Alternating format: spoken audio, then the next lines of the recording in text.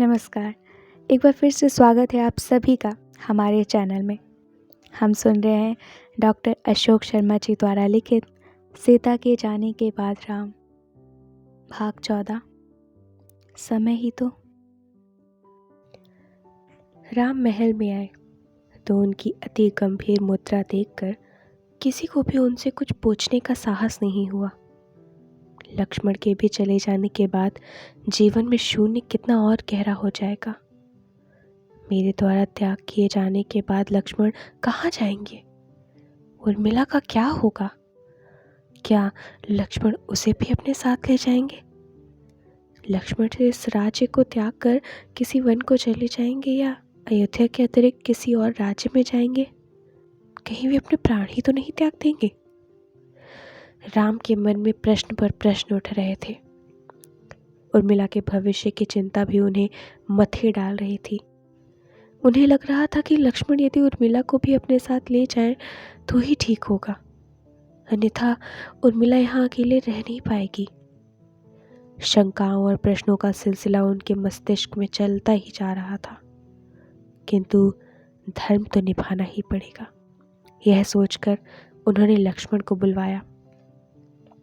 लक्ष्मण आए और उनके सामने खड़े हो गए। राम ने उन्हें बुलाकर अपने बहुत ही निकट बिठाकर उनका हाथ अपने हाथ में ले लिया। लक्ष्मण, मैंने कभी स्वप्न में भी यह कल्पना नहीं की थी कि मुझे तुमको दंड देना पड़ेगा, उन्होंने कहा। किसी की गलती के लिए आप उसे दंड दें, इसमें गलत क्या है? राजधर्म रिश्तों से ऊपर होता है। आपने संकोच होकर मुझे मेरा दंड सुनाए और मेरा हृदय से यह मानना है कि रघुकुल की मर्यादा और आपकी प्रतिष्ठा की रक्षा के लिए एक नहीं 100 लक्ष्मण भी न्यौछावर हो जाएं तो बुरा नहीं है। राम ने लक्ष्मण की बात सुनी, किंतु कुछ बोले नहीं। मौन ही पृथ्वी की ओर देखते रहे। बोलिए भैया, आप इतने चुप क्यों हैं? लक्ष्मण ने कहा। लक्ष्मण, मुझे तुम्हारा परित्याग करना होगा, राम ने कहा। क्या? लक्ष्मण को इस बात की बिल्कुल भी आशा नहीं थी। यह सुनकर उन्हें ऐसा लगा जैसे उन पर बिजली गिर पड़ी हो। हाँ लक्ष्मण, मैं तुम्हारा परित्याग करता हूँ और यही तुम्हारा दंड है। आप मुझे प्राण दंड क्यों नहीं देते? मृत्यु एक दिन सभी को अलग कर देती है, उस पर हमारा कोई बस नहीं है, वह मजबूरी है। किंतु जीवित रहते अलग होना कुछ लोगों के लिए उससे भी बड़ा दंड होता है, और हम उन्हीं कुछ लोगों में से ही तो है लक्ष्मण। हाँ, आपसे अलग होना तो निश्चित ही मेरे लिए सबसे बड़ा दंड है ना? और दुर्भाग्यवश मैं तुमको कठोरतम दंड देने का वचन ही तो दे चुका हूँ, कहकर राम लक्ष्मण की प्रतिक्रिया की प्रतीक्षा करने लगे। अंदर की पीड़ा लक्ष्मण के चेहरे पर उभर आई।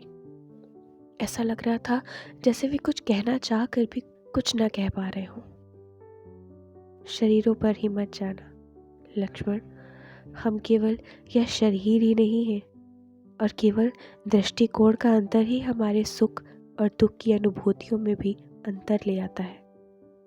तुम्हारा मन तो अत्यंत निर्मल है, कुछ खोने के दुख का नहीं लक्ष्मण, अपितु मुक्ति की अनुभूति का प्रयास क्यों नहीं करते? आपसे अलग होने को मुक्ति की अनुभूति कैसे मान पाऊंगा मैं? शरीरों से थोड़ा परे होकर सोचोगे तो मेरी बात तुम्हारी समझ में आ जाएगी। मैं स्वयं भी ऐसा ही करने का प्रयास कर रहा हूँ। सफलता मिली क्या? लक्ष्मण ने पूछा।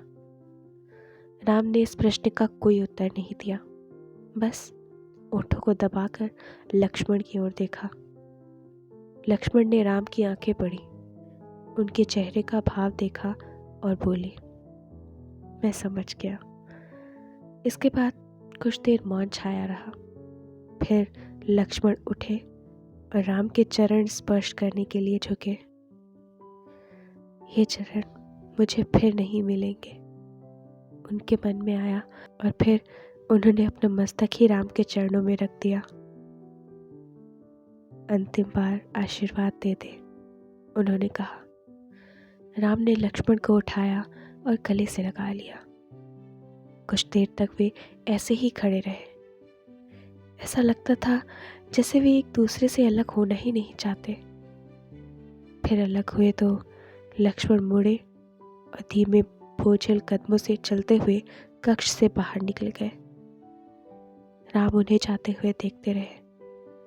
कुछ देर पहले हुई बातों का असर था कि दोनों ने ही अपने को बहुत अधिक संभाल लिया था, किंतु फिर भी दोनों ओर लाल और आंसुओं से भरे हुए नेत्र थे।